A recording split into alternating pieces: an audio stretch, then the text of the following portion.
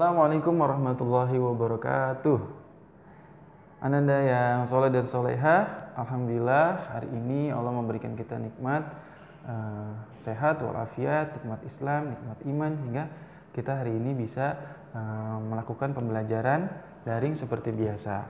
Oke teman-teman, hari ini Ustadz juga akan menjelaskan materi tentang PKN ya, tentang hak dan kewajiban. Nah, teman-teman sebelumnya sudah mengerjakan tugas tentang pemanfaatan sumber energi utama yang ada di bumi, yaitu matahari. Kemudian juga teman-teman sudah membaca tentang berbagai macam jenis energi yang ada di bumi ini ya, khususnya di Indonesia. Ada energi angin, energi panas, energi air ya, teman-teman bisa baca lagi di halaman, bagi yang belum bisa membacanya di halaman 8 sampai halaman 9. Oke.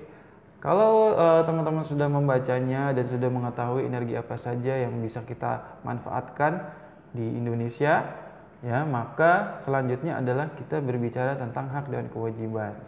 Nah, hak kita sebagai warga negara adalah memperoleh fasilitas-fasilitas tadi ya, energi angin, energi listrik, energi air. Nah, contohnya kita berhak memperoleh listrik di dalam rumah kita ya. Hak itu adalah sesuatu yang mutlak yang menjadi milik kita yang harus dipenuhi. Nah, itu disebutnya hak ya. Contohnya tadi kita berhak memperoleh fasilitas listrik ya. Kemudian kita juga berhak memperoleh air bersih ya kan, energi air. Nah, kalau sudah memperoleh hak, kita harus menjalankan kewajiban. Nah, apa itu kewajiban? Nah, kewajiban adalah sesuatu yang dilakukan dengan rasa tanggung jawab. Nah, kalau kita sudah dipenuhi haknya oleh negara nih, kita kan udah dapat listrik, udah dapat air bersih, kewajiban kita apa? Nah, kewajiban kita adalah menjaga ya fasilitas-fasilitas tadi, sumber daya alam tadi, agar tidak mengalami kelangkaan ya.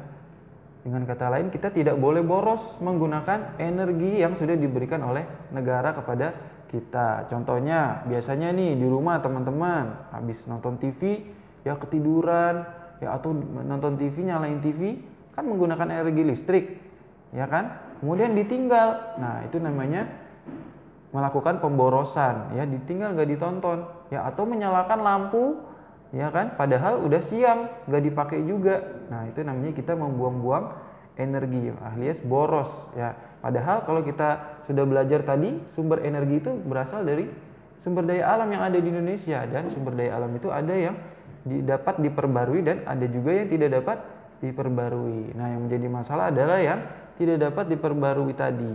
Ya, kalau kita membuang-buang energi listrik yang ada di rumah kita, otomatis kita sama saja tidak menjaga sumber daya alam yang ada di Indonesia, teman-teman. Nah, itu adalah contoh dari hak dan kewajiban yang harus kita jalankan. Nah, sambil membicarakan tentang hak dan kewajiban, Ustadz akan menjelaskan kembali tentang pemanfaatan sumber daya alam yang ada di Indonesia ya. Contohnya di sini memanfaatkan energi angin. Tuh, teman-teman bisa lihat contoh gambarnya, di situ ada kincir angin. Ya, kincir ini merubah energi angin menjadi energi listrik. Ya, ketika kincirnya bergerak, otomatis turbinnya itu yang ada di dalam kincir akan mengolah gerakan tadi energi angin tadi menjadi energi listrik, sehingga bisa kita nikmati sekarang nih untuk ngecas HP, nyalain setrika, ya, menggunakan laptop, ya kan, menyalakan lampu sehingga terang di malam hari, ya. Kemudian contoh yang lain adalah contoh energi panas. Di sini ada contoh energi surya nih, panel surya yang digunakan untuk mengolah energi panas menjadi energi listrik. Nah, seperti itu teman-teman. Kemudian ada juga energi biogas. Nah, biogas ini adalah berasal dari gas alam, atau bisa juga diperoleh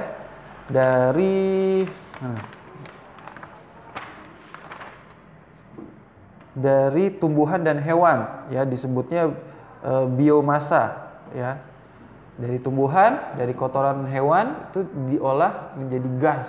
Nah, di gasnya nanti bisa disalurkan ke kompor sehingga kita bisa menggunakannya untuk memasak. Bisa juga disalurkan ke energi listrik sehingga kita bisa mengolahnya menjadi listrik untuk kebutuhan kita sehari-hari. Nah itu ya, subhanallah, ternyata banyak sekali nikmat dari Allah ya, energi di sekeliling kita yang bisa kita olah, kita manfaatkan. Nah, kita bersyukur, alhamdulillah sampai detik ini kita masih bisa menikmati fasilitas listrik ya. Kita bisa belajar daring dari pembelajaran jarak jauh seperti ini karena adanya nikmat dari Allah berupa energi panas, air, kemudian energi angin ya kan, sehingga menjadi energi listrik yang kita pakai sekarang. Nah, yang terakhir adalah contoh energi air. Energi air nih ya, dari air yang berlimpah ruah itu kan diolah menggunakan mesin, akhirnya bisa sampai ke kita nih, ke rumah kita. Dari menara kan kita sering lihat tuh tiang-tiang listrik di jalan.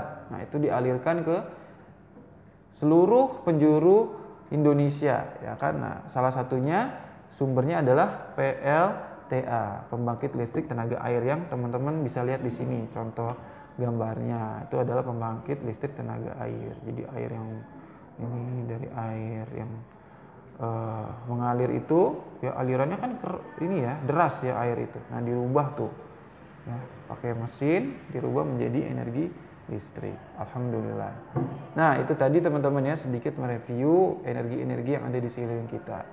Jadi intinya adalah bahwa kita sebagai warga negara Indonesia berhak memperoleh fasilitas berupa listrik, ya, air bersih dan sebagainya. Lalu setelah kita memperoleh hak, kita harus menjalankan kewajiban. Ya, kewajiban kita sebagai warga negara adalah menjaga ya sumber daya alam yang ada di Indonesia, ya, supaya tidak terjadi tadi kelangkaan, ya, sehingga mengakibatkan kita kesusahan juga. Kalau yang langka bahan bakarnya atau sumber daya alamnya, yang kerepotan juga kita sendiri, teman-teman. Nah, itu tadi ya, hak dan kewajiban itu harus berjalan seimbang ya, teman-teman. Kita tidak boleh meminta hak ya sebelum menjalankan kewajiban kita. Nah, silakan nanti teman-teman tuliskan contoh hak dan kewajiban terkait permanfaatan sumber daya alam di lingkungan tempat tinggal kamu ya, tempat tinggal kalian. Ada di halaman 20 ya, di situ diminta menyebutkan 5 contoh masing-masing hak dan kewajibannya. Nah, silakan teman-teman isi latihan PKN-nya di halaman 20. Kemudian nanti juga di pembelajaran selanjutnya ya, jangan lupa untuk melihat link YouTube ya, karena Ustadz sudah kirimkan di weekly plan. Tetap semangat mengerjakan ya, dan ingat selalu jujur ketika melaksanakan ujian online ya. Sekian penjelasan PKN hari ini, kurang dan lebihnya Ustadz mohon maaf. Semoga bisa membantu kalian mengisi soal yang ada di halaman 20 ya. Jangan lupa kita sudah pindah ya tematiknya menjadi tematik 4B ya, teman-teman ya. Oke, silakan dikerjakan. Assalamualaikum warahmatullahi wabarakatuh. Dadah semuanya.